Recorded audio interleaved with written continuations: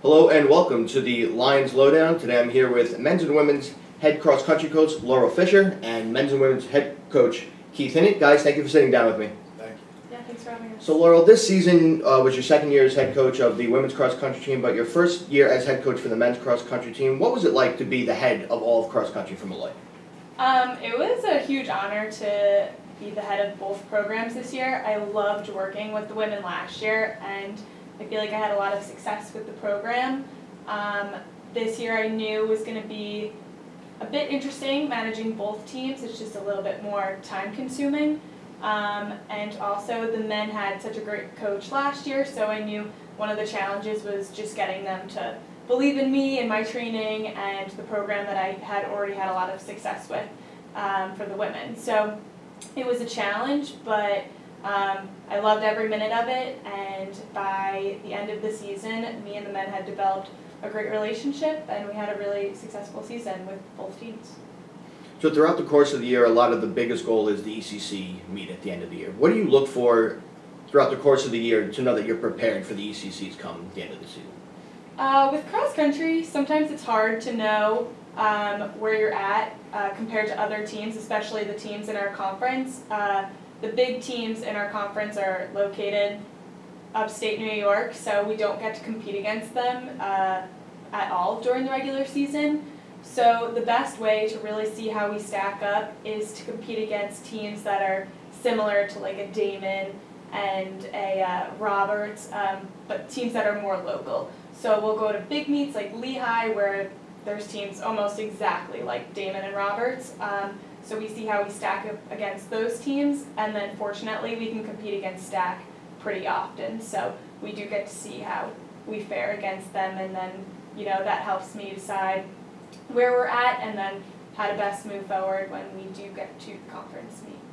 So throughout the course of the year, as the year has progressed, who are some leaders that have really kept your goal in focus throughout the course of the year, either off the cross-country track or even just in practice or in the weight room?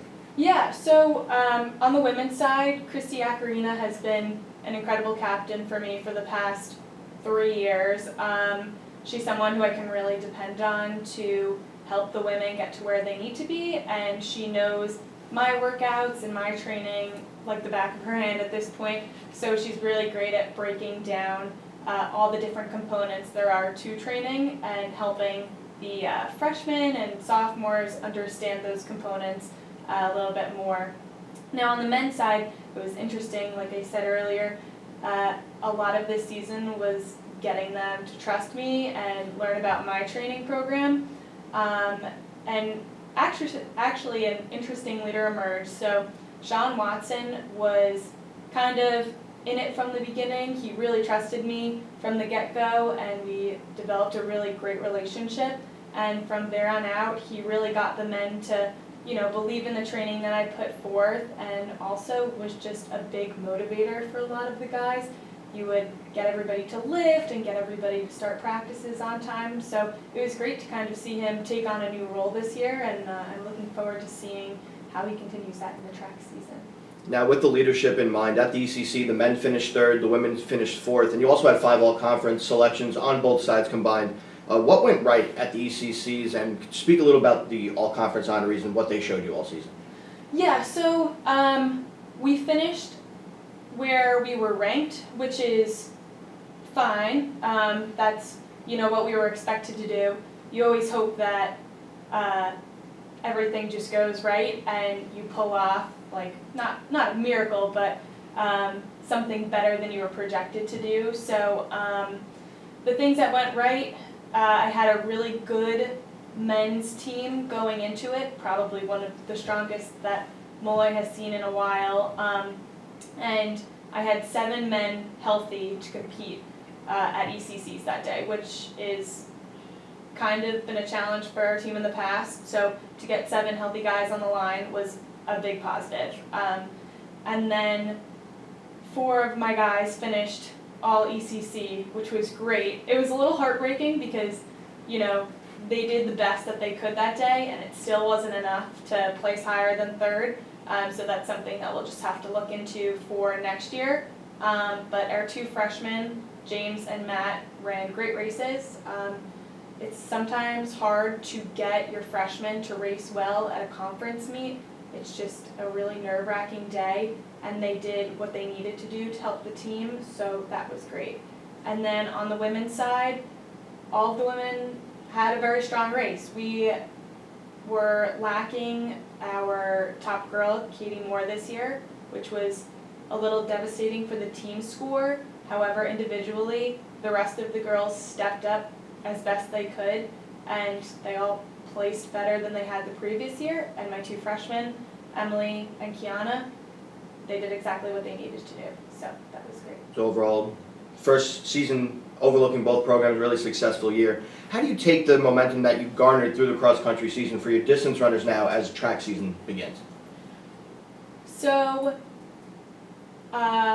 because we had a lot of the kids ran fast times during the cross-country season, and they improved a lot from last year, I think that gets them really excited to see how much they could also improve on the track and help the track team out, or the rest of the team out during our conference meet.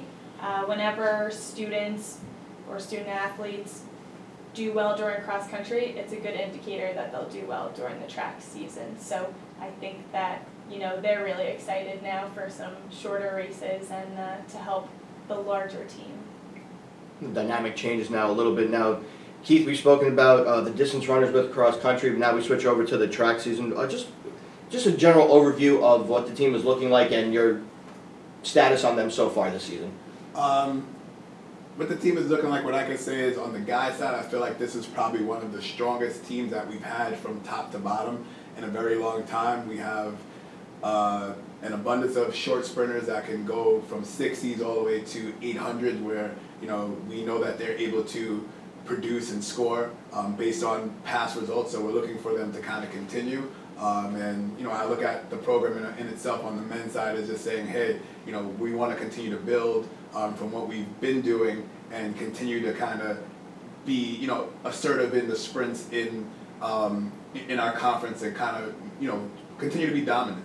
And I think that we had a good start at doing that last year, and then the momentum is just going to continue into this year. So I'm excited for that. On the women's side, we did lose, a good amount of females last year, but we did have, some freshmen come in. Obviously, we have Jadalyn Rodriguez, we have, Alasia Cobb-Roundtree, which I think that they would, be very helpful to the team this year, mixed with, some of our upperclassmen where we have Antoinette Pamels and we have senior Jenna Pillar, where I think that their leadership will really garner and help out our younger athletes moving forward. So you coming to your first meet this past weekend, what are some of your initial thoughts on the team, first time out on the track together as a big group, and the results that you guys had? I like it. I'm excited. I think this is the most excited that I've been to kind of show out and display, and I think me seeing them and actually the kids competing in that first meet and them seeing where they were the previous year, a lot of them opened up at that meet the fastest that they've ever opened up. So, coming into practice this week, a lot of them were really excited and motivated to kind of continue to put in the work that they need to be successful. And that's what we're looking at. So I couldn't be happier with the results that they had this year. And I think that the first meet, the momentum is going to continue to build as we, have our meet this week and then lead into, when the season kind of comes back in January.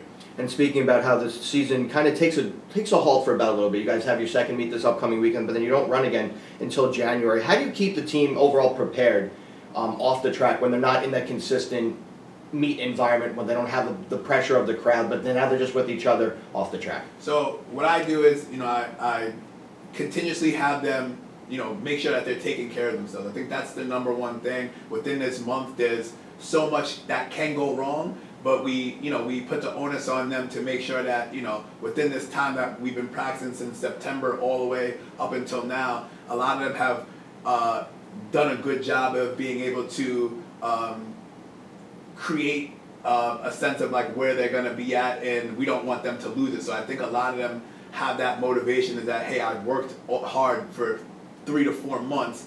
I want to continue that instead of, taking the easy way out and not continuing to work hard. So I think that a lot of them understand what is at stake and they want to be successful, and they know that success is going to be, or the where their success is going to be at is going to be between this period before we get back to January. So I think a lot of them are motivated to continue that trend, and we have a lot of, you know, great leadership that are holding each other accountable so that we don't get those little slips up. So when January comes and we start to continue the rest of our season with meets, everyone is going to be ready, and everyone's going to be ready to perform at a high level. Similarly to the track of the cross-country schedule, you guys always look forward to the ECC meet at the end of the year. What do you look for as a coach from a progression standpoint from each meet and how they're building to prepare for the ECCs? So what I look for is making sure that they have their race plans. I think race plans are like important. So each week I want to see them grow as runners, and as they grow as runners, it helps me coach them better, but it also gives them more of an insight of like who they are as a runner, and when they get into certain races, they know what to do to kind of be able to create opportunities for them to be successful. So from obviously these first two meets, they also get to see, you know, the meets that we have in December, they also get to see kind of like where they're at. And from there, they know that, hey, there's things that they might be lacking, there's things that they know that they're already good at, so they can kind of continue those, you know, that trend. But leading up to ECCs, we want to just have them continue to grow as runners, so when we get to that point, they're able to kind of show us kind of what they have, and it's kind of like a build up to being successful. You know, that's where it counts. So we'll be vying for like medals and things of that nature, and I think that, you know, they'll be happy with their results as they continue to grow as runners. With the goals that you have in mind, has anybody been pushing anyone in particularly off the track that, you know, some people won't really see? Any leaders that you've seen in your eyes, or just as a group, has everybody kind of just come together and pushed each other evenly? It's a combination of both. We have a lot of individuals who, you know, definitely have leadership. Some of them are more quieter, but, you know, we have, you know, Jenna Pillar on our women's side, who is, you know, really taking the girls underneath her wing to kind of help them be successful with the way that she attacks workouts and kind of like her mindset going into everything.